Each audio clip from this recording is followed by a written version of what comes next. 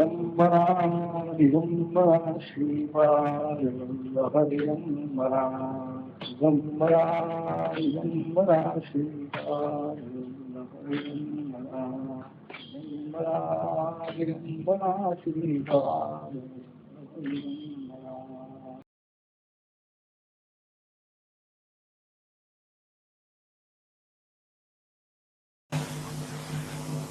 आणि भगवत भक्तांचा श्रेष्ठ पुरुषांचा अपमान झाल्याबरोबर तो भक्त जरी असला तरी त्याचा अधपात.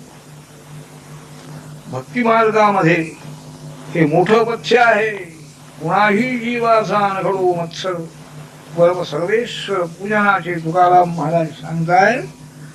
खरी भक्ती खरी ईश्वर पूजा म्हणजे ही आहे कुणाचाही द्वेष मनामध्ये राहू नये. रागावायचा नाही, राग नाही, द्वेष तर भक्तीचं फळ मिळत आहे. याने संतांचा अपमान यांच्याकडून झाल्यामुळे वैकुंठ लोकामध्ये साक्षात भगवंतांच्या सन्निध राहणारे नेहमी रोज दर्शन होत आहे, रोज भाषण होत आहे. इतक्या मोठ्या उच्च भूमिकेवर गेलेले जय विजय पण संतांचा भगवत भक्तांचा महात्म्यांचा अपमान केल्यामुळे त्यांनाही पुन्हा या मृत्यू लोकावर यावं लागलं.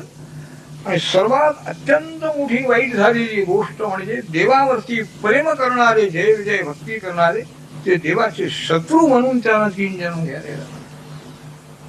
देवाचं प्रेम गेलं 3 जन्म प्रेमातून ते बाहेर पडलेले. तेव्हा ब्रह्मदेव सांगतायत देव हो ते दोघे ह्या दिदीच्या उदरामध्ये आलेल्या गर्भामध्ये आहे. भगवंताला काळजी आहे सर्वांची. आपण कशाला काळजी. सर्वांचं कल्याण करणारा तो भगवान समर्थ. मग सर्व देवमंडळी आपल्या स्थानाला निघून गेली. पुढं त्या दितीला 2 पुत्र झालेले आहेत. भयंकर अपशकुन झाले त्यावेळेला जन्माला हे आल्याबरोबरच. त्यानंतर आणखी कश्यप ऋषींनी त्यांचं नामकरण केलेलं आहे. हा जो आहे प्रथम जन्माला आलेला हिरण्यकशिपू असं त्याचं नाव ठेवलं. आणि मागाहून जन्माला आलेला तो हिरण्याक्ष झालेला. हिरण्यकशिपूने तपश्चर्या केली, ब्रह्मदेवांचा वर मिळविलेला आहे. आणखी सर्व देवाधिकारा आपल्या ताब्यामध्ये घेतलेला आहे. असुरवृत्ती तो वागतो. देवांचा द्वेष भक्ती भक्ती सगळी वैकुंठ लोकातच राहिली. आता काय नाही त्याची आठवण सुद्धा नाही दिला. दुसरा जो हिरण्याक्ष आहे त्याला युद्धाची आवड आहे. राज्य वगैरे नको. हिरण्यकशिपूने सर्व राज्य मिळवून त्रैलोक्याचा ताबा घेतलेला आहे. सर्व देवांना अधिकारावरून काढून टाकलेला आहे. सगळे दैत्य नेमलेले आहेत आणि तो राज्य करतो. हा एक हिरण्याक्ष हातामध्ये मोठी गदा घेऊन हिंदू आहे. कोण आहे माझ्या बरोबर लढाई करणारा, कोण आहे याचा शोध चाललेला आहे. सगळे देव बाजूला निघून गेले. कोण याच्या समोर उभा राहणार.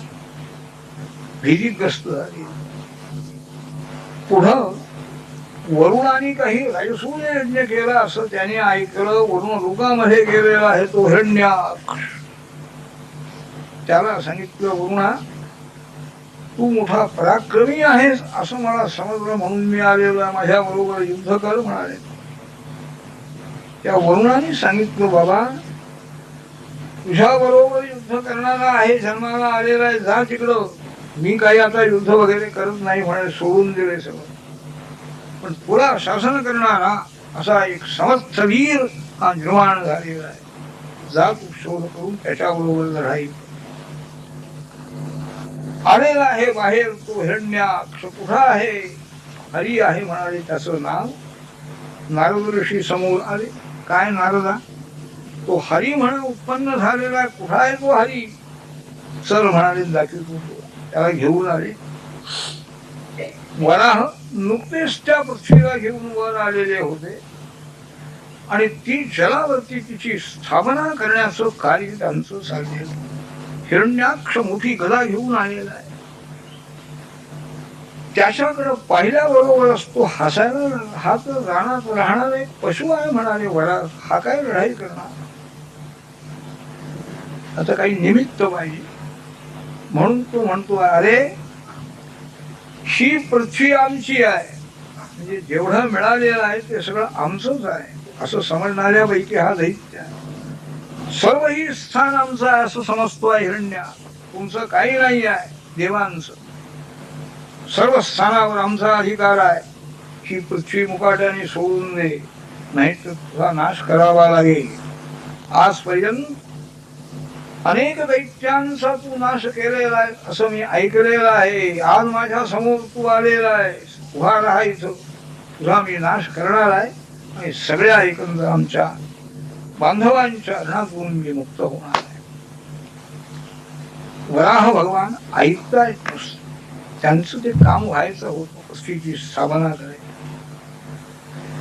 आणखी पृथ्वीची स्थापना झाल्यानंतर बोलायला ते उभे राहिले आणि बोलायला लागले.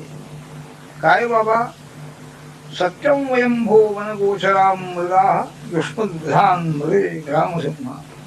काय हिरण्याक्षा, आम्ही रानात राहणारे पशु आम्हाला तू म्हणतो, बरा आम्ही पशु आहोत, पण तुमच्यासारखे जे गावठी सिंह आहेत आम्ही पुष्कळ मारलेले आहेत म्हणा. तुला माहिती नाही काय तुझं सामर्थ्य आहे ते दाखव म्हणा. आम्ही काय केलेलं आहे, तुमचं काय घेतलंय म्हणाले. ही जमीन तुमची कशी, कुणी घेतली, कुणी तुम्हाला दिलेली होती जमीन. तुम्ही रसातलामध्ये राहणारे, ईश्वराने तुम्हाला रसातल निर्माण करून दिलेलं आहे. स्वर्गासारखं राज्य तिथं आहे, सगळी सुख समृद्धी असताना पुन्हा ते रसातल आहेच आहे. पुन्हा स्वर्गलोक तुम्हाला पाहिजे, पुन्हा भूमी पाहिजे. म्हणजे जिथं तिथं तुमचं साम्राज्य, सर्व स्थान तुमची. काय सांगाय, तुझा पराक्रम काय तो दाखवू म्हणाले. झालं. दोघांचं आणखी गदा युद्ध सुरू झालेलं आहे. हिरण्याक्षाने रागाने ती गदा जोराने मारली. वराह एकदम बाजूला झाला. वराहाची शिकार करणं फार कठीण आहे म्हणा, एकदम ते जातात जोरात. भगवान श्रीहरीने तो गदा वेग चुकवलेला आहे. पुन्हा गदा घेतो आहे, फिरवतो आहे, गरगर फिरवतो आहे हरीला मारण्याकरता. हिरण्याक्ष त्यांनी मारली ती गदा, पण काही नाही त्यांना झाले. त्यांनी ही गदा घेतली, यांनी ही गदा घेतली आणि दोघांचं ते गदा युद्ध सुरू झालं.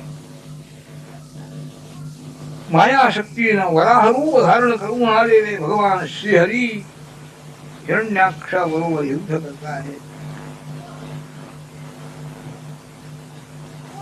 संध्याकाळीची वेळ झाली आणि अगोदर यांचं आपलं युद्ध चालू होत आहे. वेगळ्या वेगळ्या आणखी प्रकाराने गदा युद्ध त्यांचं सुरू झालेलं आहे. ब्रह्मदेव आले, देवांच्या देवांना त्यांनी विनंती केली, भगवंता हा म्हणजे सर्व विप्रांचा, गायींचा अत्यंत आणखी नाश करणारा आहे, दैत्य आहे म्हणाले, लवकर याला आपण मारा ना. रात्र जर निर्माण झाली, रात्रीला सुरुवात झाली म्हणजे हे निशाचर आहेत, यांचं बळ वाढतं आहे, तेव्हा ती रात्र होण्याच्या पूर्वीच याचा आपण नाश, लवकर नाश. भगवंतानी त्यांना सांगितलं करतो म्हणाले नाश. दोघांचं ते गदा युद्ध सुरू झालेलं आहे.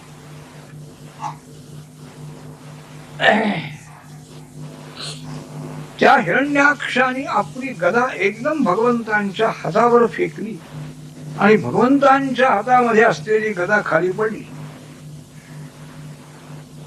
निशस्त्र भगवान आहे हिरण्याक्षही, त्यांनी ही युद्ध थांबविलेलं आहे. धर्मयुद्ध आहे, तो सुद्धा धर्मयुद्ध मारणारा. शत्रूच्या हातात शस्त्र नाही तर आपण कसं मारायचं, थांबला तो. सुनाभंजा स्मरत विहू, आपल्या सुदर्शन चक्राचं स्मरण भगवंतानी केलं. ते चक्र त्या ठिकाणी आलेलं आहे. सर्व ही मंडळी देवगणांची लवकर याचा नाश करा अशी प्रार्थना करत आहे. त्यांनी आपल्या अनेक माया निर्माण केल्या. असुरांनी सुद्धा शक्ती पुष्कळ मिळवलेली असते. प्रयत्नवाद म्हणजे विलक्षण आहे. ईश्वर मानत नाहीत, काही मानत नाहीत, पण शास्त्रीय प्रयत्न जे आहेत ते सगळे मात्र करतात. तपश्चर्या करायची, मंत्रशक्ती मिळवायची, योगशक्ती मिळवायची. त्यामुळे यांनी मंत्रांनी अनेक प्रकारच्या मायाशक्ती बनविलेल्या होत्या. एकदम त्या आणखी याच्यामध्ये अंधार पडलेला आहे. युद्धाच्या भूमीवर आकाशातून दगडाची आणखी वृष्टी व्हायला लागली. भगवंतांनी आपल्या सुदर्शन चक्राने त्या सर्व मायांचा नाश केले. रागावला तो हिरण्याक्ष, त्याची गदा ही आणखी सगळी फुटून गेली, मोडून गेलेली आहे. धावत धावत तो आला आणि त्याने एकदम वराहांच्या छातीवर मूठ मारली आणि हेही रागावले. यानेही त्याच्या थोबाडीत मारली जोरात, कानावरती जोरात बसल्याबरोबर त्याला एकंदर चक्कर आली आणि तो हिरण्याक्ष खाली पडला. मरण आलेला आहे, मृत्यू त्याला आलेला असताना सगळे ब्रह्मादिक देव त्या ठिकाणी आणखी त्याची स्तुती करायला काय म्हणाले, याचं भाग्य आहे की भगवंताचं दर्शन याला शेवटी झालं. त्यांच्या हातून मृत्यू आला आणि त्या भगवंताचं स्वरूप पाहता पाहता याचे प्राण गेले. केवढा भाग्यवान आहे, उत्तम गतीला हा गेलेला आहे. सर्वांनीही आणखी भगवान वराहांची प्रार्थना केली. अत्यंत आणखी पृथ्वी ही तो घेऊन जाणार होता ना, रसातलातून आणलेली पृथ्वी त्याला पाहिजे होती. तेव्हा ती पृथ्वी म्हणून राजा करता आहे. राजाने धार्मिक राजाने राज्य केलं पाहिजे, त्याच्या करता आणखी ब्रह्मदेवाने निर्माण केलेली तुमच्या रसातलामध्ये तुम्ही राहा.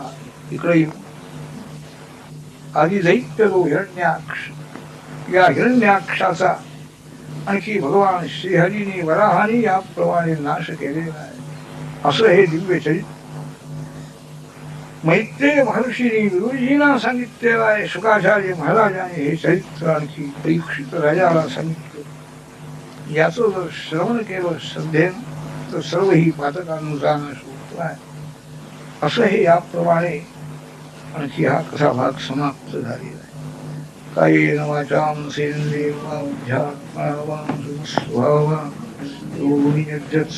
परस्मै नारायणाय समर्पये. गोपाल कृष्ण भगवान की जय. श्री कृष्ण गोविंद हरे नारायण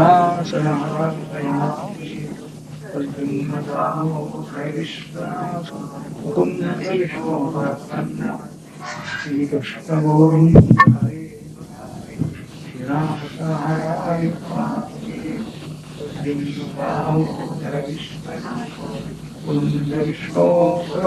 नमस्ते. श्री कृष्ण गोविंद हे नारायण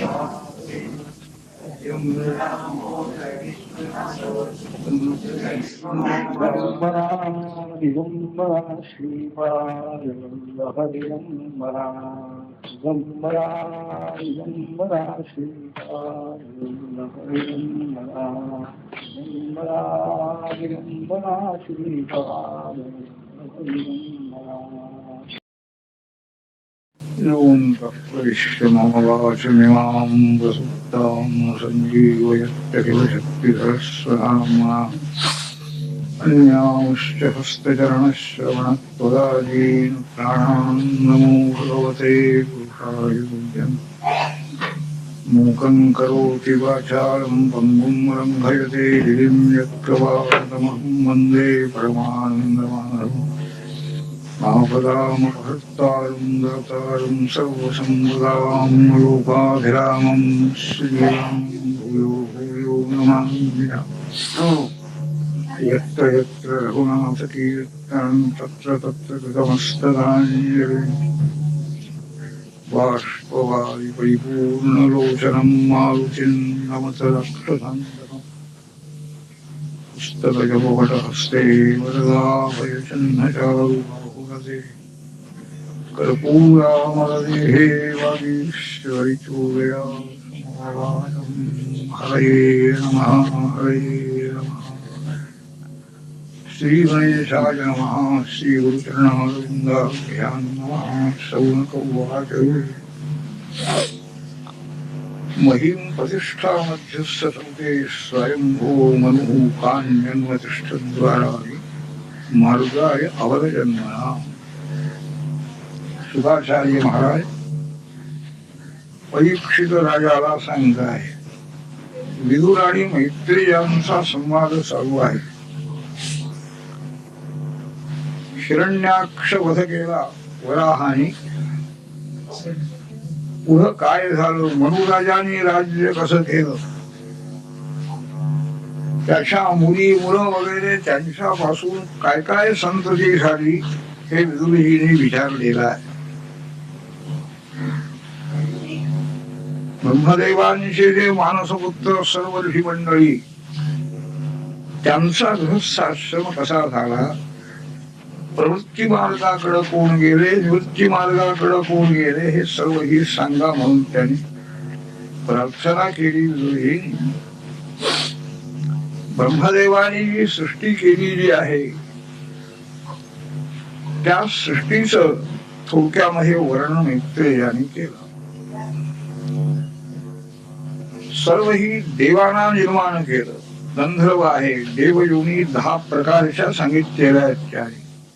देव, गंधर्व, विद्याधर, किन्नर, भूत, पिशाच हे सुद्धा देवयोनी मध्येच त्यांनी घातलेले आहे. तेही ब्रह्मदेवाने निर्माण केले.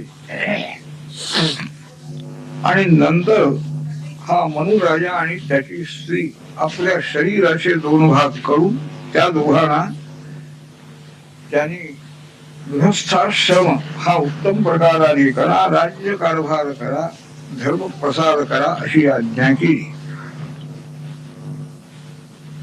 सर्व ऋषीमंडळीही त्यांनी निर्माण केली. त्या ऋषीमंडळींच ही कार्य चालू आहे. विद्याभ्यास, ज्ञान संपादन, यज्ञयाग वगैरे करणे. स्वयंभू मनुचा वंश सांगा म्हणून विदुरजींनी विनंती केल्यानंतर ते सांगायला आरंभ केलेला आहे. प्रसंगाने स्वयंभुवा आपल्या मनुची कन्या जी देव होती ती त्यांनी कर्दम ऋषींना दिलेली आहे, तो कथाभाग सांगताय. प्रजासृजेति भगवान कर्दमो ब्रह्मणो जितः सरस्वत्यां तपस्तेपे सहस्राणां समादश. प्रपंच सुद्धा फार कठीण आहे. योग्य रीतीनं संसार होणं हे सुद्धा अतिशय कठीण आहे. ब्रह्मदेवानी आपल्या मुलाला कर्दम ऋषीला आज्ञा केली, तू विवाह करून घे, गृहस्थाश्रमी हो, संसार कर आणि उत्तम प्रकारची संतती निर्माण कर, चांगली मुलं झाली पाहिजे. कर्दम ऋषीला पित्याची आज्ञा मान्य झाली. त्यांना ईश्वराची भक्ती करावी, समाधीचा अभ्यास करावा अशी इच्छा होती. संसार करू नये असं वाटत होत. पण पित्याने आज्ञा केल्यामुळे त्यांनी ठरवलं. आयुष्य पुष्कळ होतं त्या वेळेला, काही दिवस आपण गृहस्थाश्रमी करू आणि नंतर जाऊ वनामध्ये. विवाह करायचा आहे, पण योग्य स्त्री मिळाली पाहिजे ही इच्छा मनामध्ये धारण करू कर्दम ऋषींनी तपश्चर्येला आरंभ केलेला आहे. मोठे तपस्वी ऋषी ध्यान करतायत, भगवंतांचं मंत्र जप चालू आहे.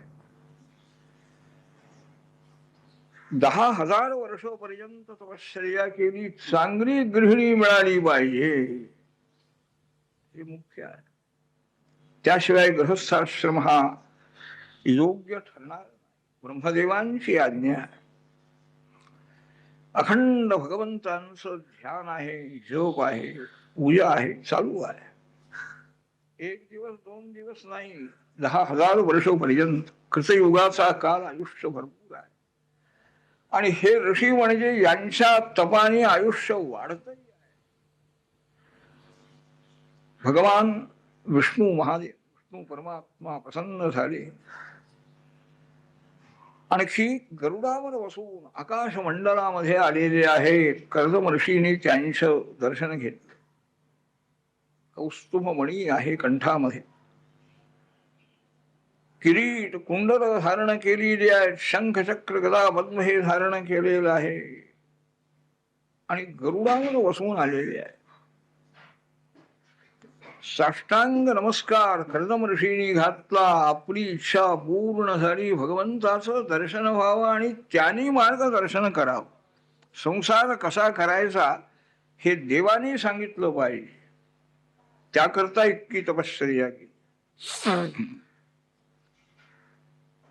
कर्दम ऋषींनी सांगितलं, देवा आज माझ्या नेत्राचं साफल्य झालेलं आहे. मला जे डोळे तुम्ही दिले त्या डोळ्यांनी आपलं रूप मला दिसलं, म्हणजे डोळे मिळाल्याचं आणखी फल मिळालं मला. आपल्या माया मोहामध्ये सापडलेले जे जीव आहेत त्यांना काहीतरी आपली उपासना करतात म्हणाले. भक्ती करणारेही पुष्कळ लोक आहेत, परंतु देवाची भक्ती काही आपली इच्छा पूर्ण करावी, देवाने कृपा करावी याकरता करतात. त्यांच्या इच्छा आपल्या कृपेनं पूर्ण होतात. आपण त्यांना काही नाही म्हणत नाही, पण ते मोहामध्ये सापडलेले आहेत. आपल्या जवळ येऊ शकत नाहीत, राहू शकत नाहीत. मग त्या माया मोहातच गुंतून राहतात. तथासचाहम परिवोढु कामहा, त्यापैकीच मी आहे म्हणाले. सकाम भक्त आहे आपला. मला गृहस्थाश्रम करण्याची पित्याची आज्ञा झालेली आहे. योग्य पत्नी मला मिळावी या इच्छेनं मी आपल्याला आणखी ध्यान केलं, आपली तपश्चर्या केली. सर्वावरती अनुग्रह करणारे आपण. सर्व सृष्टीचं कार्य हे आपल्या इच्छेनं चाललेलं आहे. ईश्वर इच्छेशिवाय झाडाचं पान सुद्धा हलत नाही, असा या संतांचा महात्म्यांचा अगदी दृढ विश्वास आहे. अहंकार नाही आहे. तेव्हा आपण माझ्यावर कृपा करावी अशी प्रार्थना केल्यानंतर भगवान सांगतात, विदित्वा तव चैत्यम्ये पुरैव समयोजित. ऋषी महाराज, तुमची इच्छा मला समजलेली आहे, सगळी योजना केलेली आहे. तुमची इच्छा पूर्ण होणार आहे. माझी सेवा ज्यांनी केली ती सकाम असो किंवा निष्काम असो, ती सेवा केव्हाही फुकट जाणार नाही.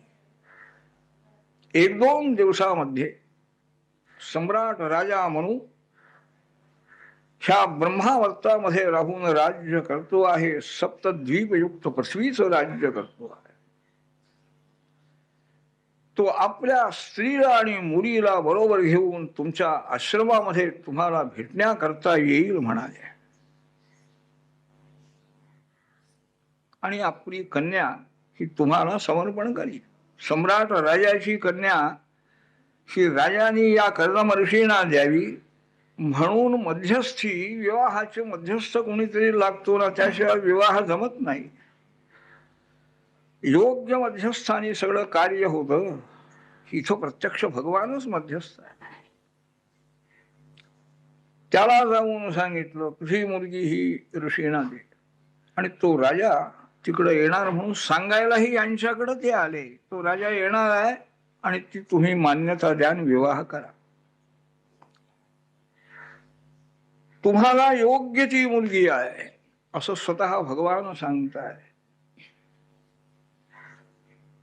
तुमचा विवाह झाल्यानंतर तुम्हाला मुली होतील आरंभाला, आणि नंतर मी स्वतः तुमचा मुलगा होईल. मलाही आणखी मार्गदर्शन सगळ्यांना करायचं आहे, त्याकरता मी येणार आहे असं ऋषींना सांगू आणि निघाले भगवान तिथून. बिंदू सरोवर म्हणून आहे, मातृगया ज्याला म्हणतात. सिद्धपूर सध्या अहमदाबादच्या जवळ आहे. सर्व आणखी सिद्धगण ज्यांची स्तुती करता आहेत असे भगवान गरुडावर बसून आणि निघालेले आहेत. वर प्रदान करू. त्या बिंदू सरोवराचं नाव जे बिंदू सरोवर पडलेलं आहे, कर्दम ऋषीची केवढी तपश्चर्या आहे. पित्याची आज्ञा मान्य करायची. विवाहाची इच्छा नाही आहे, पण पित्याची आज्ञा मान्य करायची. आणि देवाने जी स्त्री दिलेली आहे तिच्याबरोबरच विवाह झाला पाहिजे. त्यांच्या आज्ञेप्रमाणे सर्व चालायचं आहे ही याची दृढनिष्ठा कर्दम ऋषींची पाहून त्यांना सुद्धा त्याचं प्रेम पाहून आणखी श्रीहरींच्या डोळ्यामध्ये प्रेमाश्रू उत्पन्न झाले आणि ते अश्रुबिंदू त्या सरोवरात पडले, म्हणून बिंदू सरोवर हे नाव झालेलं आहे. मनुराजाला आज्ञा झाल्याप्रमाणे मनुराजा आपल्या स्त्रीला आणि कन्येला देवहूतीला बरोबर घेऊन रथामध्ये बसून त्या ऋषींच्या आश्रमामध्ये आलेला आहे. अत्यंत शांत आश्रम आहे ऋषींची तपश्चर्या त्या ठिकाणी. हरण फिरतायत, सिंह वाघही फिरतायत, काही कोणीही कुणाला आणखी त्रास देत नाही. सर्वांची मनोवृत्ती राजाला सुद्धा हे शक्य नाही. सर्व मानवांना निर्वैर करणं हे राजालाही शक्य नाही. इथं सगळे पशु सुद्धा निर्वैर झालेले आहेत. हे एका ऋषीची तपश्चर्या आहे. आश्रमामध्ये मनुराजे साहेब आलेले आहेत. ऋषी महाराज अग्नीमध्ये होम नुकताच संपलेला आहे, सकाळची वेळ आहे आणि तिथं बसले. तेजस्वी शरीर आहे, तपाचं तेज आहे, प्रेमळ आणखी दृष्टी आहे, अजानुबाहू आहे, पद्माप्रमाणे कमलाप्रमाणे नेत्र आहे, जटा आहे आणि एक वलकर बांगरलेला आहे, नेसलेली आहे. राजे साहेब, सम्राट राजे आलेले पाहिल्याबरोबर हे कर्दम ऋषी उठून उभे राहिले. या या राजे साहेब. त्यांना आसनावर बसवलेला आहे. पूजा त्यांची केली ऋषींनी. आपण ऋषी आहोत, राजा आपण होऊन आला न बोलावताना ह्यांना अहंकार नाही, कारण राजा ही परमेश्वराचं रूपच आहे ना. ती दृष्टी आहे. भगवंतानी काय सांगून ठेवलं होतं त्याची आठवण झाली त्यांना, पण ते काय अगोदर बोलले नाही. राजाची स्तुती करतायत राजे साहेब. नूनम संक्रमणं देव सताम संरक्षणायते वधाय चासदानी यस्त्वं हरे शक्ती पारिणी. आपण जे आणखी देशामध्ये संचार करता त्याचा हेतू म्हणजे सज्जन जे असतील त्यांना संरक्षण मिळालं पाहिजे आणि दुष्ट जे असतील त्यांना शासन नाही, वधाय म्हणतात, त्यांचा नाश करायचा, हे आपलं कार्य आहे. श्रीहरीची जी संरक्षण शक्ती ज्याला म्हणतात ती शक्ती म्हणजे आपण आहात राजे साहेब. सूर्य, इंद्र, त्याचप्रमाणे अग्नी, वायू, यमधर्म, वरुण या सर्वांची शक्ती आपल्या ठिकाणी आहे. हे सर्व देवरूपी आपण. राजा एकटा राज्य करत होता पूर्वी, हुकुमशाही होती, अमुक होतं तमुक होतं, आता लोकशाही चांगली असे बुद्धिवाद करतात तो. पण राजा एकटा नाही आहे. चारित्र्य संपन्न, ज्ञान संपन्न, राजनीतीचं पूर्ण आणखी शिक्षण घेतलेलं, आणखी या सर्व देवतांचं रूप असलेलं आहे. सर्व देवता त्याला मार्गदर्शक आहे. असे आपण आहात, मी आपल्याला नमस्कार करतो, असं कर्दम ऋषींनी सांग.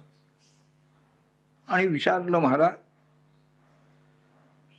काय कोणत्या कामाकरता आपण आलेले आहात? यांना सगळं माहिती होतं, पण एकदम काय संयम आहे. मुलीला आणलं काय, अमुक आलं काय, लगेच चौकशी नाही. यदर्थं निर्व्यरी तद्वयं निर्व्यरीकेन प्रतिपद्यामहे हृदा. आपण सम्राट राजे आमच्या सारख्यांच्या आश्रमामध्ये कशा करता आले? काय काम आहे? काय आपली इच्छा असेल ती सांगा. असं अगदी नम्रपणाने विनयाने आणखी ऋषींचं भाषण झालेलं आहे. ते ऐकून राजाला सुद्धा लज्जा होत. काय बोलावं या ऋषी समोर? एवढा महात्मा की ज्याच्यावर भगवान श्रीहरीचं प्रेम कृपा इतकी आहे की त्यांनी मला आज्ञा केली तुझी मुलगी आला. म्हणजे केवढा याचा अधिकार आहे या ऋषींचा, काय बोलू याच्यावर. आणि तो मुलीला घेऊन आलेला आहे. वधू पित्याला आपली इच्छा पूर्ण होईपर्यंत काय होईल कुणाला ठाऊक. मुलीला पसंत करतील की नाही हे सगळीच काळजी असते ना त्यांना. म्हणून राजाने अगोदर ऋषी महाराजांची स्तुती.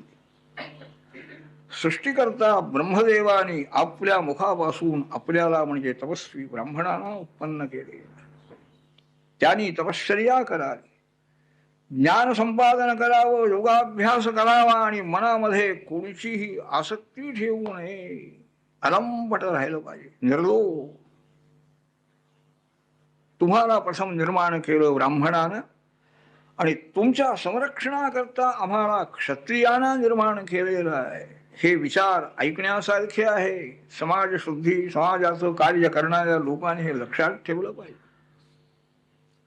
ब्राह्मणांना सृष्टीकर्त्यांनी निर्माण केलं, पण ब्राह्मणांची कर्तव्य वेगळी आहे आणि त्यांचं संरक्षण करण्याकरता आम्हाला क्षत्रियांना निर्माण.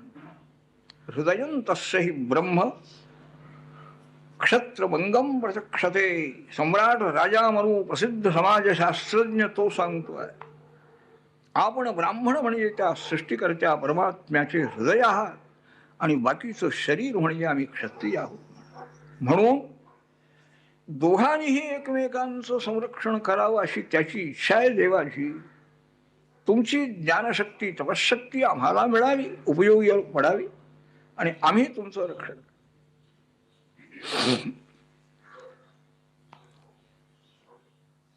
आपलं दर्शन झालं ऋषी महाराज, समाधान झालं.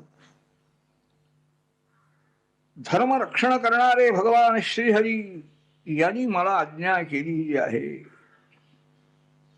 आज आपल्या रूपाने आणखी मला भगवंताचं दर्शन झालेलं आहे. मी आपल्याला काही विनंती करण्याकरता आपल्या आश्रमात आलेलो आहे, आपण ऐकून घ्या. प्रियव्रतो तानपदो ससेजन दुहिता मम अनिविच्छे पतिमयुक्तम वयशील गुणानिभिः. मला 2 मुलं आहेत, अगोदर त्याने सांगितलं, प्रियव्रता आणि उत्तानम, आणि त्यांची बहीण ही दुहिता, माझी कन्या ही देवहूती आहे. कन्या भ्रातृमती ज्योतिषशास्त्र किंवा धर्मशास्त्रामध्ये बंधू असलेली कन्या असावी असं सांगताय. काय त्यांचा उद्देश असेल कोणाला ठाऊक. म्हणजे तिच्या माता पित्यांचं संरक्षण कसं, बंधूंचंही प्रेमछत्र असलं पाहिजे. आता कायदाच होऊन गेलाय स्वराज्य मिळाल्याबरोबर की मुलाप्रमाणे मुलीला सुद्धा वाटणी पित्याने दिली पाहिजे. म्हणजे कशाला प्रेम राहते, भगिनी प्रेम राहील का? हे वाटणी आपली ही मुलगी घेऊन जाणार, हे विचार मनात असल्यानंतर प्रेम राहणार. ही माझी मुलगीला विवाहाला योग्य झालेली आहे, आपल्याला योग्य पती मिळावा अशी ही इच्छा आहे. नारद महर्षी एके दिवशी आमच्या राजवाड्यामध्ये आली आणि त्यांनी आपलं वर्णन केलं. हीही होती तिथं, येणंही ऐकलं. आपलं शील श्रेष्ठ आहे, आपलं ज्ञान आहे, आपलं रूप आहे, आपले गुण सगळे नारदाने सांगितले. नारद ब्रह्मचारी आहेत ना, मोठे भगवत भक्त आहेत, पण ही कामं करतात ते योग्य, त्यात नको कोणी म्हणणारच नाही. श्रीकृष्णांचा रुक्मिणीचा विवाह त्यांनीच जमवून दिला. तेव्हा नारदांच्या मुखातून आपलं तप, आपले गुण येणं ऐकल्याबरोबर आपल्या बरोबरच विवाह व्हावा असं येणं मला सांगितलं. आम्ही दोघांनी प्रेमाने श्रद्धेनं आपल्याला ही कन्या अर्पण करण्याकरता घेऊन आलेलो आहो हे सांगितलं मनुराजा. आणखी पुन्हा मध्ये तो म्हणतोय, एखाद्या मनुष्याला आपल्यासारखे म्हणा आणखी कोणीही तपस्वी पुरुष, त्यांना काहीही इच्छा नाही, काही नको आहे, सर्वसंग परित्याग करून राहिलेले आहे. पण आमच्यासारखे कोणी संसारी जर त्यांच्याकडे गेले, महाराज एवढी आमची सेवा करायची इच्छा आहे, एवढा आपल्याला घ्या, आपल्याला देतो आम्ही, तर त्यांनी नको म्हणू नये म्हणाले. आपण होऊन याचना न करताना जर कोणी देण्याला आला आणि ते नाही म्हटलं तर त्याचाच आणखी दोष आहे म्हणाले. त्याचं यशच आता आहे. मी असं ऐकलं की आपल्याला विवाह करायची इच्छा आहे, हे माझ्या कानावर पडलं म्हणून मी कन्येला घेऊन आलो. तुम्हाला विवाहाची इच्छा आहे, कन्येलाही आपले गुण नारदाने सांगितल्यामुळे तिलाही आपल्या बरोबर विवाह करावा अशी इच्छा आहे. आम्ही दोघे तिची आई बाप अत्यंत श्रद्धेनं आदराने आपल्याला ती कन्या अर्पण करण्याकरता आलेलो आहोत, तेव्हा आपण हिचा स्वीकार करा. तो मोठा राजनीती त्यांनी संबंध एकंदर भाषण केलं. कर्दम ऋषी बोलू लागले. हो म्हणाले. बाढम उद्वोढ गामोहम अप्रत्याज तवात्मजा. राजे साहेब, मला विवाह करायची इच्छा आहे हे खरं आहे म्हणाले. आपली कन्या ही चांगली आहे, श्रेष्ठ आहे. गंधर्व सुद्धा तिला पाहून मोहित होता. तिची इच्छा आहे, आपणही आदराने आलेले आहात. कोण नाही कोण म्हणेल म्हणाले. परंतु माझाही काही उद्देश, माझाही काही ध्येय आहे ते तुम्हाला सांगून ठेवतो. तुम्ही आणि तुमच्या कन्येनं विचार करावा. पसंत असेल तर करावा. अतो भयस्ये समयेन साध्वी यावत तेजो विभुजात आत्मनो मे. अतो धर्मान पारमहंस मुख्यान शुक्र प्रोक्तान बहुमंडळे हिंस्रा. राजे साहेब, मी काही जन्मभर संसार करणार नाही हे अगोदरच सांगताय. संसार केव्हा सोडणार आहे हेही अगोदर सांगताय. तिला मुलगा झाला किंवा मुलं झाल्यानंतर मी लगेच संसार सोडून देणार आहे. परमहंस जे आहेत सर्वसंग परित्याग करून भगवान श्रीहरीचं चिंतन निश्चिंत मनाने करणारे महात्मे, त्यांच्या मार्गाने मला जायचं आहे. आत्ताच मला जायचं होतं, पण पिताजींची आज्ञा झाल्यामुळे थांबलो मी. संपूर्ण विश्वाला उत्पन्न करणारा, संरक्षण करणारा आणि संहार करणारा जो परमात्मा आहे त्याची सेवा मला करायची आहे. दुसरी मला इच्छा नाही. आपलं अंतःकरण किती आणखी दृढ आहे हे त्यांनी सांगितलं. दुसरं मला मान्य नाही आहे. संसार केला तरी सुद्धा अशा बुद्धीनं मी करणार आहे. मैत्रीय सांगतात विदुरजी, त्यानं सगळं माहिती होतच. म्हणून राजाला करणार आहे संसार, मुलं बाळ झाल्यानंतर मग संन्यास घेणार आहे. घेणार का? पुढचं कुणी पाहिलंय म्हणा. ऋषींची अनुज्ञा मिळाली एवढं समजलेला आहे राजा. आणखी आपली कन्या देऊन टाकली. सम्राट राजाची मुली, त्या मुलीचा विवाह त्या अरण्यातल्या आश्रमात झालेला आहे. राजवाड्यामध्ये बोलावून सर्व एकंदर, आणखी इकडचे पाहुणे लोक, तिकडचे पाहुणे लोक, आणखी काही लोक, हे नाही. शास्त्र एवढंच आहे, यथाविधी आणखी कार्य करायचं. कन्यादान आहे ते, त्याला हे कशाला पाहिजे. अर्पण केली कन्या. देवहूतीची माता शतरूपा. पुष्कळ तिनं वस्त्र काय, अलंकार काय, कितीतरी आपल्या मुलीला जावयाना दिलेली आहे. कार्य झाल्यानंतर आणखी मनुराजा आणि आपल्या स्त्रीला बरोबर घेऊन राजधानीकडे जाण्याकरता निघाले. कन्येचा विरह होणार होता. मुलीला या अरण्यामध्ये ऋषींच्या आश्रमामध्ये ठेवून जावं लागणार. आपल्याला डोळ्यातून अश्रुधारा चाललेली आहे. दोघेही राजा राणी प्रेमाश्रू नेत्रातून उत्पन्न झाले. चांगली सेवा पतीची कर, आणखी आपलं कल्याण करून घे असं त्या मुलीला त्यांनी सांगितलं. मनुराजाने, ऋषी महाराजाने सांगितलं, महाराज ही कन्या आपल्याला दिलेली आहे, संरक्षण करा. आता आपली आमचा संबंध संपलेला आहे. त्यांची ही अनुज्ञा घेऊन आणि राजे निघाले. जाता जाता नदी तीरावर अनेक ऋषी मंडळींचे आश्रम होते. त्या प्रत्येक आश्रमामध्ये जाऊन त्यांची पूजा विचारपूस राजाने. सर्व प्रजाजनांनाही आणखी राजाबद्दल अत्यंत आदरभाव वाटतोय. सगळे सामोरे गेलेले आहेत. राजधानीमध्ये राजेसाहेब आल्यानंतर महिष्मती नावाची नगरी, अनेक यज्ञ आणखी त्या नगरीमध्ये राजाने मनुराजाने केलेले आहेत. सर्व विषय हो. सम्राट राजाला काय कमी आहे? सम्राट राजाचा जो आनंद आहे तो पहिला आनंद आहे म्हणून सांगतात उपनिषदामध्ये. त्याच्यापेक्षा पुढचे आनंद मोठे मोठे आहेत. देवांचा, गंधर्वांचा. सर्व समृद्धी आहे, संपूर्ण पृथ्वीचा राजा आहे तो. त्यामुळे पुष्कळ काय, संसारात काहीही कमी नाही. पण मनावर त्याचा परिणाम नाही. हे माझा आहे अशी बुद्धीच नाही आहे. ईश्वराने दिलेलं हे वैभव ईश्वराचं आहे अशी वृत्ती असल्यानंतर आसक्ती निर्माण कशाला होईल.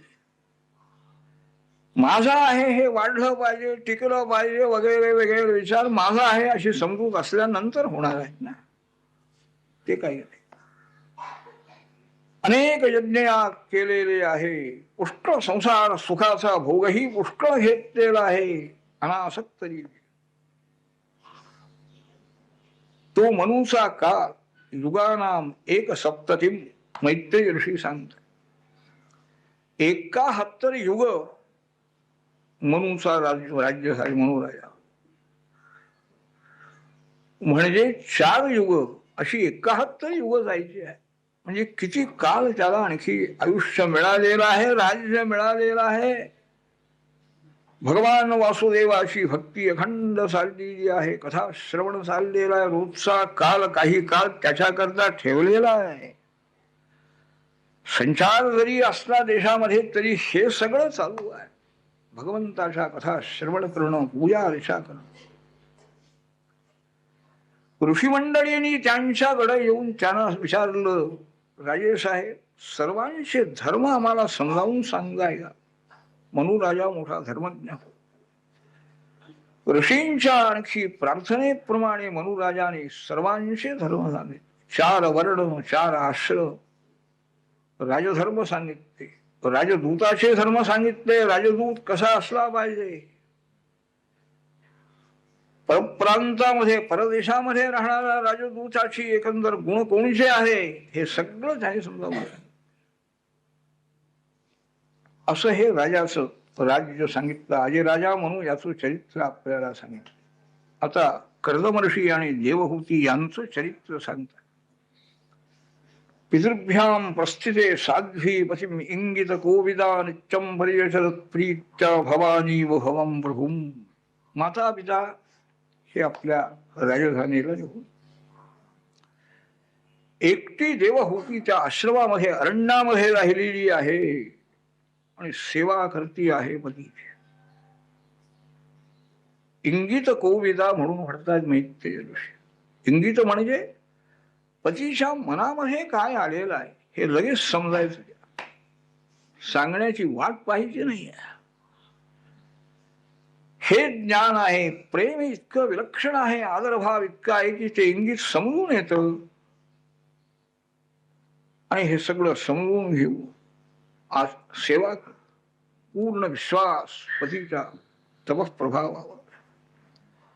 शरीर वाणी मन हे अत्यंत पवित्र ठेवण्यामध्ये तिकडं लक्ष आहे तिचं. इंद्रियांचा निग्रह आहे, मधुर वाणी आहे. काम क्रोध लोभ अहंकार दंभ काहीही नाही. आपण केलेलं जे आहे सत्कर्म ते लोकांच्या पुढं आपल्या तोंडाने सांगणं याला दंभ म्हणतात. हा नाही, केलेलं झालं, कर्तव्य आहे ते होऊन गेलं. सावध आहे, दक्ष आहे कर्तव्य कर्मामध्ये. बराच काळ गेलेला आहे. ऋषी महाराज जायचे अरण्यामध्ये, नदी तीरावर जाऊन समाधी लावून बसायचे, यायचे, पाणी आणायचं, सगळं आणखी सडा संमार्जन करायचं, सगळी व्यवस्था ही करत. संतुष्ट झाले कर्दम ऋषी. पुष्कळ काळ गेलेला आहे आणि ही राजकन्या ही इथं सेवा करते आहे. म्हणजे हिचं शरीर कसं झालं, हाताखाली माहेरी कितीतरी नोकर साकर असायचे, इथं कोणीच नाही. ऋषींच्या मनामध्ये आणखी दया निर्माण झाली की ही स्त्री खरोखर श्रेष्ठ आहे, चांगली आहे. कर्दम ऋषी बोलू लागले, तुष्टोह मध्य तवमान विमान जाया शुश्रूषया परमया पर्याश भक्त्या. हे मनुकन्ये, तुझी जी सेवा तू केलीस, अंतःकरणामध्ये तुझ्या जी भक्ती आहे, प्रेम आहे, यामुळे माझ्या मनाला खरोखर समाधान झालेलं आहे. कारण असं आहे, सर्वांना आपला देह जितका प्रिय आहे तितकं दुसरं काही प्रिय नाही. शरीरावर जास्ती प्रेम आहे सर्वांचं, पण त्या शरीराकडेही तू लक्ष दिलं नाहीस. शरीरही तुझं कसं झालेलं आहे, शरीराकडेही न पाहताना आणि ती तू सेवा केलीस आजपर्यंत. स्वधर्माचरण करू भगवंताचा जो कृपा प्रसाद मला मिळालेला आहे तो तुलाही आता मिळेल म्हणा. तूही त्याला योग्य आहेस, सिद्ध झालेली आहेस. तुझ्या धर्माचं पालन तू केलेलं आहेस. मानवाना जे भोग मिळणार नाही, स्वर्गलोकामध्ये सुद्धा जे विषय नाही आहेत, दिव्य विषय तुला प्राप्त होतील. काय तुझी इच्छा आहे सांग म्हणाले कर्ल महर्षी. आजपर्यंत कधीच नाही, भाषण नाही, काही विचारणं नाही, काही. आनंद झाला देवहूतीला आणि तिनं बोलायला आरंभ केला. महाराज राद्धम बत द्विज वृषैत तमोघ योग मायाधिपे त्वयी विभो तदवै भक्ता. आपण योगेश्वर आहात म्हणाले महाराज. आपली शक्ती फार मोठी आहे, आपण काहीही करू शका. विवाहाच्या वेळेला आपण बोलून गेलेला आहे मी गृहस्थाश्रम करणार आहे. केव्हा करणार आपण? तेवढीच माझी इच्छा आहे, संसार सुख मिळावं. आणि त्यात तिनं सांगून टाकलं भवनम सदृशम विचक्ष. एक राहण्याकरता घर पाहिजे म्हणाले, त्याशिवाय कसा संसार करायचा. सर्व सामग्री ज्याच्यामध्ये असं स्थान पाहिजे. हे समजलं मैत्रेया. योगी मोठे होते, त्यांनी आपल्या संकल्प शक्तीनं एक दिव्य विमान निर्माण केलेलं आहे. त्या अरण्यामध्येच एक मोठं विमान तयार झालं. त्या विमानाचं 7-8 श्लोक विमानाचं वर्णन आहे. सर्व काम दुघन दिव्य. विमानामध्ये बसणारा जो आहे त्याच्या मनामध्ये जी इच्छा उत्पन्न होईल त्याप्रमाणे पदार्थ त्याला मिळवतो. भूक लागली, ताट आलेलं आहे लगेच. इच्छा करण्याचा अवकाश, सर्व इच्छा सिद्धी होती आहे. सर्व प्रकारची समृद्धी आहे, सगळी साधनं आहे. किती रत्नाची कपाट भरलेली आहेत, वस्त्र भरलेली आहेत, सगळी सामग्री संसाराची त्याला काहीही कमी नाही. सम्राट राजाने जरी मनामध्ये आणलं असतं तरी इतकं त्याला देता आलं नसतं आपल्या मुलीला. इतकी सामग्री आहे. ही नुसत्या संकल्पाने निर्माण झालेली आहे आणि त्याच्याबद्दल काही आस्थाही झाली आहे. ह्या देवहूतीला पाहिजे केलं निर्माण. रेशमी वस्त्र आहेत, जरीची वस्त्र आहेत, अलंकाराने भरलेली कपाट आहे, सगळं आहे. मोठं विमान इतकं होतं. हंसाधिक पक्षी इकडून तिकडं जात आहेत, उद्यान आहेत. हे पाहिलं देव, काही समाधान व्यक्त केलं नाही. हेही इंगित जाणणारे होते, सांगायला कशाला पाहिजे. काय दोघांनीच राहायचं काय एवढ्या या विमानात? नोकर चाकर कोणी नकोत का? हे बोलून दाखवलं नाही तिनं, पण यांना समज. त्यांनी सांगितलं देवहूती जा या सरोवरामध्ये जाऊन स्नान करून ये, लवकर आपण निघूया विमानातून. निघाली ती. अंगावर ते मलिन वस्त्र आहे, कुठं आता तिचं काय स्वच्छतेचं काय? साबण सोडा त्यावेळेला नव्हताही, नसेलही. आणि तिचं आश्रमामध्ये कुठे हे करणार? वेणी घातली नाही, तेल कुठलं लावायला काय? सगळे केस कसे तरी बांधलेले आहे, शरीर सगळं मलिन झालेलं आहे. सरस्वती नदीच्या त्या तीरावरती सरोवराच्या जवळ आली. इतक्यात त्या सरोवरातून 1000 विद्याधर कन्या, अत्यंत तरुण, उत्तम वस्त्र नेसलेल्या, संबंध शरीराला ज्यांचा सुगंध सुटलेला आहे, अलंकार घातलेल्या त्या सर्व कन्या वर आल्या. बाई साहेब, आम्ही आपल्या दासी आहोत, काय सेवा करायची सांगा. नमस्कार सर्वांनी. सर्व आणखी त्या स्त्रियांनी तिला न्हाऊ घातलेला आहे.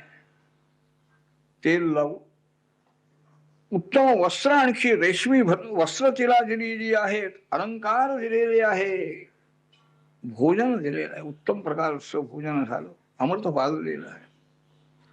आरशामध्ये ते आपलं दिव्य रूप पाहिलं, देव होती, ती मूळची राजकन्याच होती. अत्यंत तेजस्वी असं रूप पाहून तिलाही समाधान झालेलं आहे. रत्नखचित आणखी कमरपट्टा लावलेला आहे, कमरेला रत्नाचा हार गळ्यामध्ये घातलेला आहे. आणखी आपल्या पतीचं स्मरण केल्याबरोबर त्या विमानामध्ये ती येऊन पोहोचली. पती आपले पतिदेव आहे आणि या सहस्र स्त्रिया आहे. म्हणजे किती विमान ते किती मोठा असेल याची कल्पना नाही. 1000 दासी जिच्या हाताखाली आहेत अशी देव होती, त्या विमानामध्ये राहिली होती. म्हणजे काय नुसतं बसायचं तेवढं आसन, तेवढ्यापुरतं विमानात बसण्यापुरतं नाही आहे, ते राहणार आहेत आता त्या विमानात. प्रत्येक त्या दासीला निरनिराळी राहण्याची खोली म्हणा सगळं वेगळं असलं पाहिजे. काय हे विलक्षण सामर्थ्य आहे म्हणाले आपल्या पती महाराजांचं. ऋषी मंडळ, ऋषी महाराज, कर्दम ऋषी हे निघालेले आहे. विमान ते चालू झालेलं आहे. 1,000 विद्याधरी ज्याची सेवा करता आहे अशा आपल्या पत्नीला बरोबर घेऊन आकाश मंडलामध्ये ते विमान निघाले. हे निघालेले आहेत ऋषी. स्वर्गाधिक लोकामध्ये ते गेलेले आहे. वरुण लोक आहे, कुबेराचा लोक आहे, सर्व लोकांमध्ये फिरून आले. सर्व ही उपवनामध्ये त्यांनी विहार केलेला आहे. तेजस्वी ते विमान, विमानामध्ये पुष्कळ देवही बसून हिंडत होते. पण त्यांना सुद्धा हे विमान कुणाचं आलेलं आहे, कोण आहे हा महात्मा, इतकं दिव्य विमान कसं आहे, इतकं मोठं, त्यांना सुद्धा आश्चर्य वाटले. मैत्रेय महर्षी सांगतात विदुरजी, किं दुरापादनं तेषां पुंसां उद्दाम चेतसां येई राष्ट्रितस्तीर्थवर शरणो व्यसनाचयः. ज्यांनी आणखी भगवान श्रीहरीच्या चरणाचा आश्रय केलेला आहे त्यांना न मिळणारी गोष्ट जगामध्ये नाहीच, दुर्लभ काहीही नाही. संपूर्ण भूमंडळ विमानामध्ये बसून आपल्या पत्नीला कर्दम ऋषींनी दाखवलेला आहे. कोणची कोणची स्थान आहेत, सगळ्या तीर्थयात्राही झाल्या त्याच वेळेला. आणि आश्रमामध्ये परत आलेले आहे. पुढं काही दिवसांनी देवहूतीला 9 कन्या झालेल्या आहे. सगळी आणखी समृद्धी आहे, दुःखाचा अंश सुद्धा नाही आहे. इतकं समृद्ध पूर्ण सुख त्या देवहूतीला मिळत आहे. किती काल गेला, 100 वर्ष होऊन गेली तरी काही लक्ष नाही कुठे. त्या सर्व कन्या अत्यंत सुंदर अशा प्रकारच्या, अत्यंत सुगंधित शरीर ज्यांचं आहे अशा झालेल्या झालं. यांनी बोलायला भाषा सुरू केली. झालं म्हणाले, माझं काम झालं, आता संसार संपलेला. आता ठरल्याप्रमाणे मला संन्यास घेऊन बाहेर जायचं आहे, देवाची भक्ती करायची आहे म्हणाले. ज्यांना आपलं आयुष्य इतकं निश्चित आहे, माहिती आहे, त्यांनी पुढं करू, आम्ही देवाची भक्ती पुढं करू असं म्हणायला हरकत नाही. कर्दम हे त्यापैकी नव्हते. त्यांना त्याच वेळेला ईश्वर भक्ती करायची होती. नको, संसार नको होता, पण पित्याची आज्ञा झाल्यामुळे करावा लागला. आयुष्यही भरपूर आहे, संसारही उत्तम झालेला आहे, तो संपला पाहिजे ना. पुन्हा त्या संसारामध्ये आसक्ती उत्पन्न होऊन जर आणखी वासना वृद्धी झाली तर पुन्हा जन्म घ्यायला पाहिजे. ज्ञानी भगवत भक्तांच्या मनाची स्थिती ही वेगळी आहे. विषयभोग झाल्यानंतर पुरे म्हणतात, पुन्हा इच्छा नाही आहे. हे खरं वैराग्य आहे. जेवल्यानंतर तृप्ती व्हायला पाहिजे की नको, पण किती वेळ, 2-3 तास झाली की पुन्हा लागली भूक. अगदी पुष्कळ पोट भरलेलं आहे, सगळं झालेलं आहे, नको त्यावेळेला म्हणतोय, पण पुन्हा भूक लागते. सर्वही विषयांचा भोग घेऊन आणखी पुरे असं केव्हाही मानवाला वाटत नाही, जीवाना देवाना सुद्धा वाटत नाही आहे. पण हे महात्मे फार वेगळे आहे, भगवत भक्त आहे. सारा संसारही केला झाला म्हणाले, पित्याची आज्ञा पालन केलेली आहे, आता मला जायचं आहे म्हणाले. देवहूतीच्या मनाला एकदम धक्का बसलेला आहे. तिला आठवण झाली पूर्वीची ऋषी महाराजांनी सांगितलेला आहे, संसारात पडण्याच्या वेळेला संसार केव्हा सोडायचा हेही त्यांनी निश्चित ठरविलेलं आहे. हे इतरांना नाही सांगता येणार नाही. खाली मान घातलेली आहे, डोळे सगळे अश्रूने भरून गेलेले आहे. प्रार्थना करती, सर्वं तद् भगवान मह्यम उपोवाह प्रतिश्रुतम. आपण जे बोलला होता ते सर्वही संसार सौख्य मला आपल्यापासून मिळालेलं आहे. काहीही संसारात कमी नाही माझ्या. पण माझी एक प्रार्थना विनंती आहे का? आता ह्या मुली म्हणाले मोठ्या झाल्या, ह्या मुलींचा विवाह करण्याचं कर्तव्य आपलं नाही का महाराज? कुठं पाहायचं? आता ह्या मुलींच्या करता योग्य वर संशोधन केलं पाहिजे. ह्या मुली एकदा योग्य स्थळी पडल्या म्हणजे माझ्या मनाला समाधान वाटेल. हे कार्य आपलं राहिलेलं आहे असं आपल्याला वाटत नाही का? आणि दुसरी गोष्ट म्हणजे आपण संन्यास घेऊन निघून गेल्यानंतर ह्या मुलीही आपल्या आपल्या घरी जाणार आणि मी एकटी घरात राहणार. मला एखादा जर मुलगा झाला तर तेवढंच माझ्या मनाला समाधान होईल. ह्या विषयाच्या ठिकाणी आसक्ती माझ्या मनामध्ये उत्पन्न झाली, आणखी माझ्या हिताकडं माझं लक्ष गेलं नाही. साहम भगवतो नूनम वंचिता मायया दृढम यत्वाम विमुक्तिदम प्राप्य न मोक्षेय बंधना.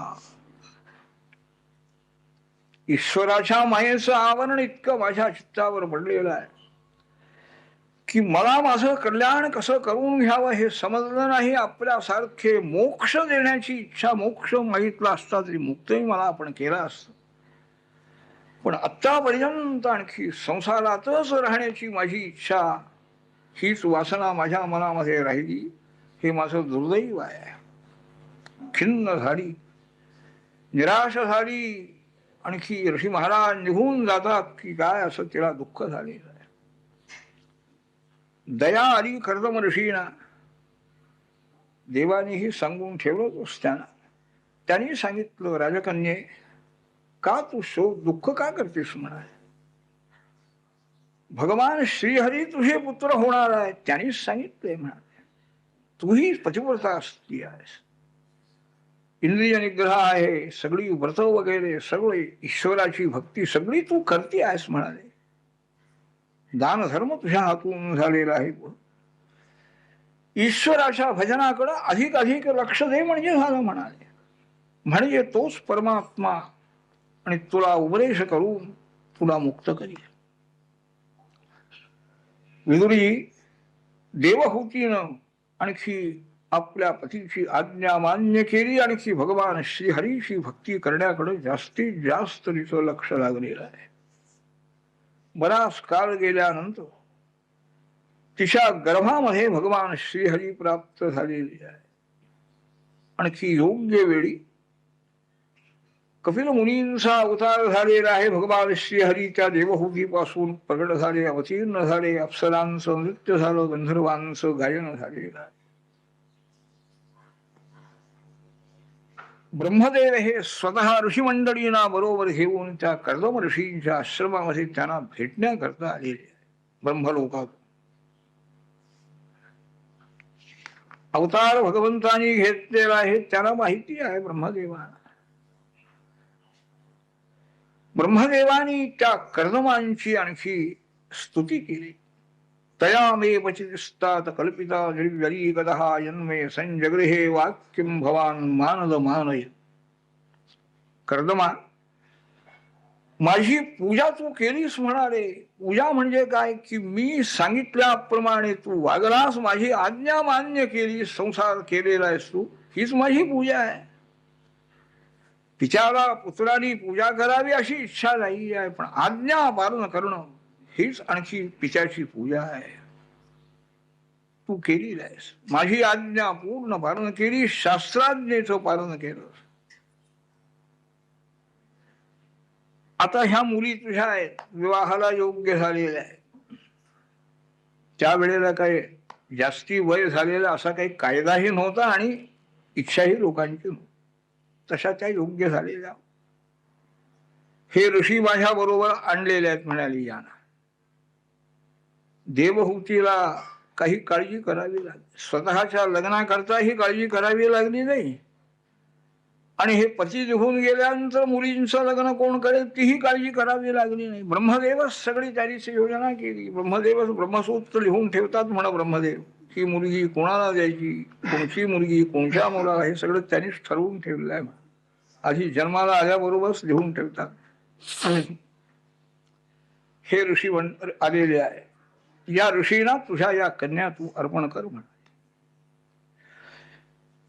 देवहूतीला सांगितलं. देवहूती प्रत्यक्ष भगवान श्रीहरी तुझ्या उदरातून अवतार घेऊन आलेले आहे. तुझ्या सर्व अविद्या जे पाश आहे त्या सगळ्या पाशातून तुला मुक्त करणार आहे.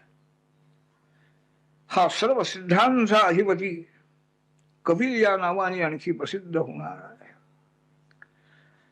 देवहूतीच्या मनाचंही समाधान केलं ब्रह्मदेवानी. कर्दम ऋषीलाही आणखी समाधान केलेलं आहे. आणखी ब्रह्मदेव निघून गेले. त्यांच्या आज्ञेप्रमाणे कर्दम ऋषींनी आपल्या 9ही कन्या त्या सगळ्या 9 ऋषींना देऊन टाकल्या. मरीचे करांपरादात अनुसूया मधात्रये. कला नावाची कन्या मरीषीना दिली, अनुसूया त्रिऋषीना दिली, अग्गिरा ऋषीना श्रद्धा, पुरस्त्याना हविर्भू, पुरहाना गती, क्रतूना क्रिया, भृगु ऋषीना ख्याती आणि वसिष्ठाना अरुंधती, अथर्वा ऋषीना शांती नावाची शेवटची कन्या दिली. सर्व ऋषी मंडळी अनुज्ञा घेऊ आणि त्या आश्रमातून आपल्या आपल्या स्त्रियांना बरोबर घेऊन आपल्या आश्रमामध्ये निघून गेले. एक काम झालं. देवहूतीचं समाधान झालेलं आहे. आपले पतिदेव ज्याप्रमाणे तपस्वी मोठे आहेत, योगी आहे, तसे आपल्याला मिळालेले जावई सुद्धा योगी आहेत. वाटेल तितकी समृद्धी निर्माण करून अनासक्त राहणारे आहे. हे मोठं सामर्थ्य आहे. संपत्ती मिळवणारा जावई किंवा अशा प्रकारचं याला प्राधान्य नाही आहे. तेही आहे. संपत्ती लक्ष्मी आईची राहायची हे सुद्धा उगीच राहत नाही. ते पुण्य आहे. पण त्याच्यापेक्षा हे अधिक पुण्य आहे. कोणाला अपेक्षा असेल तितकी संपत्ती देणारे, आपण त्याच्यापासून अलिप्त राहणारे, हे जावई मिळाले म्हणून समाधान झाले आहे. सामर्थ्य, तपस्सामर्थ्य, योग सामर्थ्य मोठं. कपिल मुनी आणखी लहान वय आहे. कर्दम ऋषींचं काम संपलेलं आहे. संसाराचं काम झालं. पत्नीची इच्छा पूर्ण झालेली आहे. आता काय संन्यास घेऊन बाहेर पडायला हरकत नाही आहे. संन्यास घेतला म्हणजे त्या शास्त्रकाराने असं सांगितलेलं आहे, पुंजन्म लभते माता पत्नी च पतिदेवता पत्नी च प्रेषमात्रता. जर संन्यास घेतला पत्नीनं किंवा मातेनं, जर अनुज्ञा त्याला जरी संन्यास घेण्याला आणि त्याने संन्यास घेतला, तर पुढच्या जन्मामध्ये पत्नी आणि माता यांना पुरुषजन्म प्राप्त होत. पुरुषजन्म मिळाला पाहिजे किंवा पुरुषाप्रमाणे सगळी कामं करण्याची आणखी जबाबदारी आपल्याला मिळाली पाहिजे अशी इच्छा आहे ना स्त्रियांची.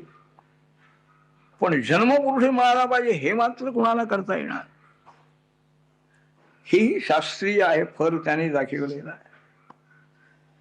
कर्दम ऋषी आलेले आहेत. कपिल मुनींना भगवंतांना त्याने नमस्कार केला. आणखी प्रार्थना करतायत, महाराज अनेक जन्म मनोनिग्रह करून आणखी आपलं चिंतन करणारे अशा प्रकारचे महात्मे कितीतरी जन्मानंतर त्यांना आपलं दर्शन होतं, सान्निध्य लाभतं म्हणाले. असे आपण आमच्या अपराधाकडे लक्ष न देताना आम्ही अज्ञानी आहोत. अपराध अनेक आहेत, अपराध सहस्राणी. एक अपराध काय, अनेक अपराध आमच्या हातून. असे आम्ही संसारी जीव आमच्या अपराधाकडे लक्ष न देताना आपण आमच्या ग्रहामध्ये येऊन राहिलेल्या प्रगट झालेल्या तुम्हीच वचन दिलं होतं ते स्वतःच वचन सत्य करण्याकरता आपण आले. आमची पुण्याई नाही आहे. आपल्या लोकांना भक्तांना जे जे आणखी रूप किंवा आवडत आहे त्याप्रमाणे ते रूप घेऊन आपण भक्तांना दर्शन देता.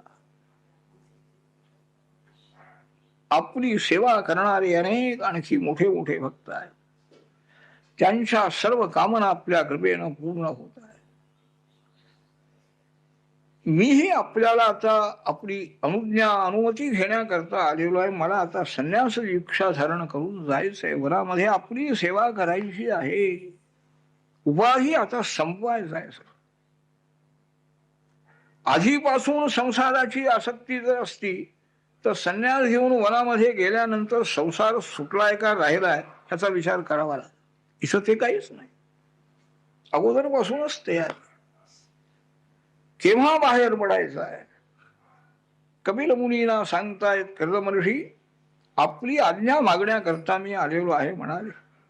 अखंड आपलं चिंतन करण्याकरता मी आता बाहेर पडणार. भगवान म्हणाले की कर्दमा तुम्हाला मी सांगितलं बोललो होतो ना त्याप्रमाणे तुमच्या घरामध्ये मी आलेलो आहे.